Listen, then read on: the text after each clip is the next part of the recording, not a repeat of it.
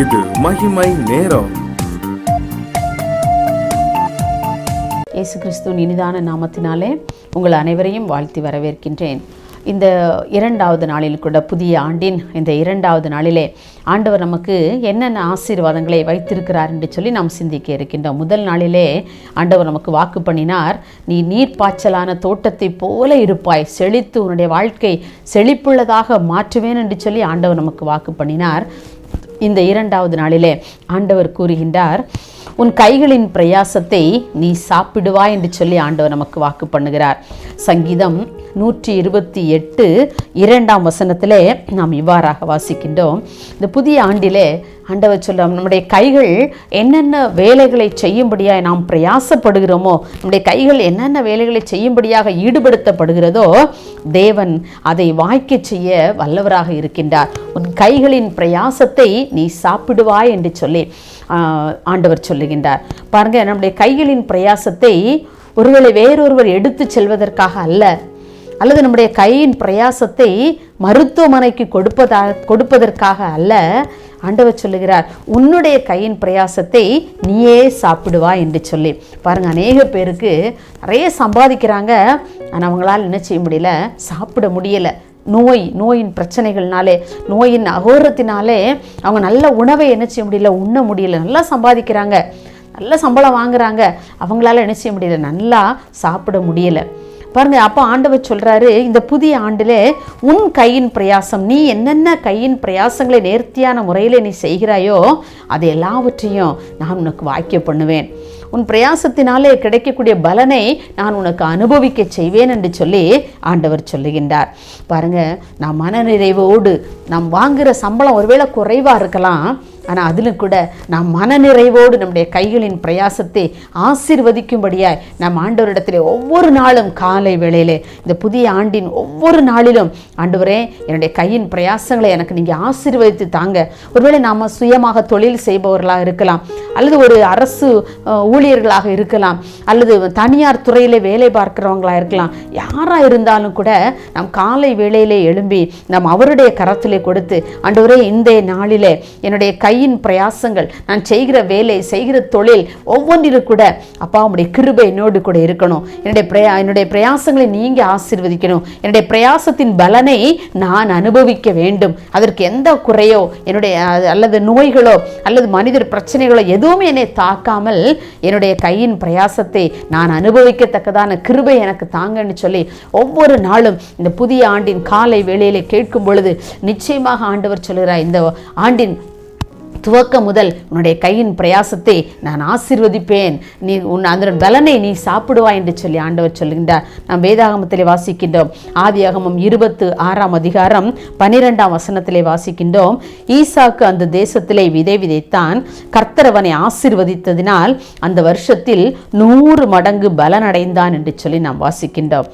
பாருங்க, இந்த புதிய வருஷத்திலே, புதிய ஆண்டிலே நீங்கள் என்னென்ன தொழில் செய்கிறவராக இருந்தாலும் சரி, எப்படிப்பட்ட ஒரு நிலைமையில இருந்து நீங்கள் தொழில் செய்பவரோ அல்லது நீங்கள் அரசு ஊழியர்களாவோ தனியார் துறையிலேயோ என்னென்ன வேலைகள் நீங்கள் செய்கிறீங்களோ அந்த வேலைகளில் எல்லாம் கர்த்தர் உங்களை ஆசீர்வதிக்க விரும்புகின்றார். அன்றைக்கு ஈசாக்கை ஆசீர்வதித்த தேவன், அதே தேவன் தான் இன்றைக்கு நம்மோடு கூட இருக்கிறார். நம்ம சொல்றோம்ல, ஈசாக்கின் தேவன், ஆபிரகாமின் தேவன், யாக்கோபின் தேவன், அவர் யார்? நம்முடைய தேவன். அப்ப அந்த ஈசாக்கை ஆசீர்வதித்த தகப்பன் இன்றைக்கு நம்மை ஆசீர்வதிக்காமல் இருப்பாரா? இந்த புதிய ஆண்டிலே ஆண்டவர் இந்த ஆசீர்வாதத்தை உங்களுக்கு கொடுக்கின்றார். இதை நாம் விசுவாசித்து நாம் இதை பெற்றுக்கொள்ளும். ஒவ்வொரு நாளும் சொல்லுவோம், ஆண்டவரே என்னுடைய கையின் பிரயாசத்தை எனக்கு எனக்கு விருத்தி அடைய செய்யுங்க, எனக்கு வர்த்திக்க பண்ணுங்க, அதன் பலனை நானே அனுபவிக்க எனக்கு உதவி செய்யுங்க என்று சொல்லி ஒவ்வொரு நாளும் நாம் ஆண்டவரிடத்திலே கேட்போம். நாம் அப்படி சோம்பலாக இருந்து விடாதபடி, நாம் அப்படி நம்முடைய கையின் பிரயாசத்தை ஆண்டவர் ஆசீர்வதிக்க வேண்டும் என்று சொன்னால் நாம் என்ன செய்யணும்?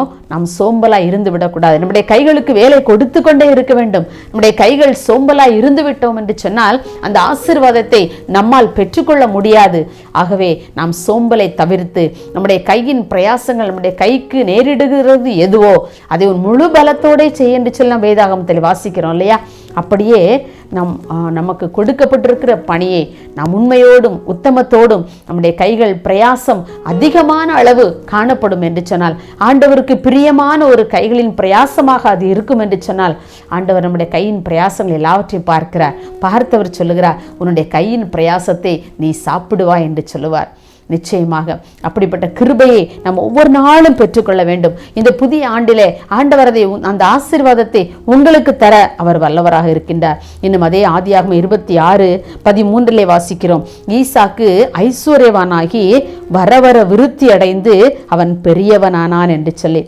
ஆம், எனக்கு அன்பானவர்களே, உங்களுடைய வாழ்க்கையிலும் கூட நாம் ஐஸ்வர்யவான் ஆக வேண்டும், நான் வர வர விருத்தி அடைய வேண்டும், நான் செய்கிற தொழில், நான் என்னுடைய கையின் பிரயாசங்கள் எல்லாம் வளர்ச்சி உள்ள ஒரு பிரயாசமாக இருக்க வேண்டும் என்று சொல்லி இந்த வேளையில் நீ சிந்தித்து கொண்டிருக்கலாம். ஆண்டவர் சொல்லுகிறார், உன் கைகளின் பிரயாசத்தை நீ சாப்பிடுவாய். எப்படி நான் ஈசாக்கை ஆசீர்வதித்தேனோ அப்படியே உன்னுடைய வாழ்க்கையிலும் நீ செய்கிற வேலையிலும் உன்னுடைய கையின் பிரயாசத்தை நான் ஆசீர்வதிக்க உன்னோடு கூட இருக்கிறேன் என்று சொல்லி இந்த புதிய ஆண்டிலே கர்த்தர் உங்களையும் என்னை பார்த்து கூறுகிறார். அதற்கு நாம் என்ன செய்ய வேண்டும்? விசுவாசத்தோடு அவர் கூறுகின்ற வார்த்தைகளை நம்முடைய வாழ்க்கையில் நாம் அதை ஏற்றுக்கொள்வோம் என்று சொன்னால் நிச்சயமாக ஆண்டவர் சொல்லுவார். இன்றைக்கு ஒவ்வொருவரையும் பார்த்து ஆண்டவர் சொல்லுகிறார், உன் கையின் பிரயாசத்தை நீ சாப்பிடுவாய் என்று சொல்லி. இந்த புதிய ஆண்டிலே நம்முடைய கைகளின் பிரயாசத்தை நாமே உண்பதற்கு ஆண்டவர் கிருபை செய்வதற்காக நாம் அவரிடத்திலே மன்றாடுவோமா? மகா இரக்கமும் கிருபை நிறைந்த எங்களை இயேசு சுவாமி, இந்த அருமையான நல்ல 2ஆம் நாளின் காலை வேளைக்காக உம்மை துதிக்கிறோம் அப்பா, உம்மை நாங்கள் ஸ்தோத்திரிக்கிறோம் ஐயா. இந்த 2வது நாளில் கூட நீர் எங்களுக்கு தந்த இந்த ஆசீர்வாதமான வார்த்தைக்காக உமக்கு நாங்கள் நன்றி செலுத்துகிறோம். உன் கையின் பிரயாசத்தை நீ சாப்பிடுவாய் என்று சொன்னீங்களப்பா. ஆண்டவரே, ஒருவேளை இதுவரைக்கும் எங்களுடைய கையின் பிரயாசங்கள் எல்லாம் பொத்தலான பையிலே போட்ட ஆண்டவரே வருமானத்தை போல இருக்கிறது என்று சொல்லி சென்ற ஆண்டிலே கலங்கி இருந்திருக்கலாம் ஐயா. இந்த புதிய ஆண்டிலே உன் கையின் பிரயாசத்தை நீ சாப்பிடுவாய் என்று சொன்ன அந்த வார்த்தையின்படி இதை விசுவாசத்தோடு ஏற்றுக்கொள்கிற ஒவ்வொரு பிள்ளைகளுடைய தனிப்பட்ட வாழ்க்கையிலும் அவர்களுடைய குடும்ப வாழ்க்கையிலும் இந்த புதிய ஆண்டிலே இந்த ஆசீர்வாதத்தை கர்த்தனை கட்டளையிட போகிறதற்காக உமக்கு நாங்கள் நன்றி செலுத்துகிறோம் ஐயா. ஆம் ஆண்டவரே, ஒவ்வொருவருடைய கையின் பிரயாசங்களையும் கர்த்தர் நீங்க ஆசீர்வதித்து கொடுங்க ஆண்டவரே. அவர்களுக்கு தேவையான எல்லா கிருபைகளையும் நன்மைகளையும் இந்த புதிய ஆண்டிலே கர்த்தனை அருளி செய்ய போகிறதற்காக நன்றி ஆண்டவரே. அவருடைய கையின் பிரயாசங்கள் எதுவாக இருந்தாலும் அதை கர்த்தர் ஈசாக்கை ஆசீர்வதித்ததை போல, ஈசாக்கு விதை விதைத்தான், கர்த்தர் அதை 100 மடங்கு பலனடைய செய்தீரே அப்பா. அதே போல பிள்ளைகள் அவருடைய கையின் பிரயாசங்கள் எதுவாக இருந்தாலும் அதை 100 மடங்கு ஆசீர்வாதத்தோடு கர்த்தர் அவர்கள் திரும்ப அவர்கள் பலனை பெற்றுக்கொள்வதற்கான கிருபைகளை நீங்க கொடுக்க போறதற்காக உமக்கு நன்றி செலுத்துகிறோம். இதை விசுவாசத்தோடு தங்களுடைய வாழ்க்கையில இந்த விசுவாசத்தை அறிக்கையிட கர்த்தர் உதவி செய்யும்படியாய் ஜெபிக்கிறோம் அப்பா. இதை ஒவ்வொரு நாளும் தங்களுடைய வாழ்க்கையில சொல்லி சொல்லி விசுவாச அறிக்கை பண்ணி பண்ணி நம்முடைய சமூகத்திலிருந்து அநேக ஆசீர்வாதங்களை பெற்றுக்கொள்ள பிள்ளைகளுக்கு இரக்கம் பாராட்டும்படியாய் ஜெபிக்கிறோம். இந்த புதிய ஆண்டு அவர்களுக்கு ஒரு ஆசீர்வாதத்தின் ஆண்டாக இருக்க போறதற்காக உமக்கு நன்றி செலுத்துகிறோம். உடைய கரத்திலே தாழ்த்தி தருகிறோம். இயேசுவின் நாமத்தில் பிதாவே, ஆமேன்.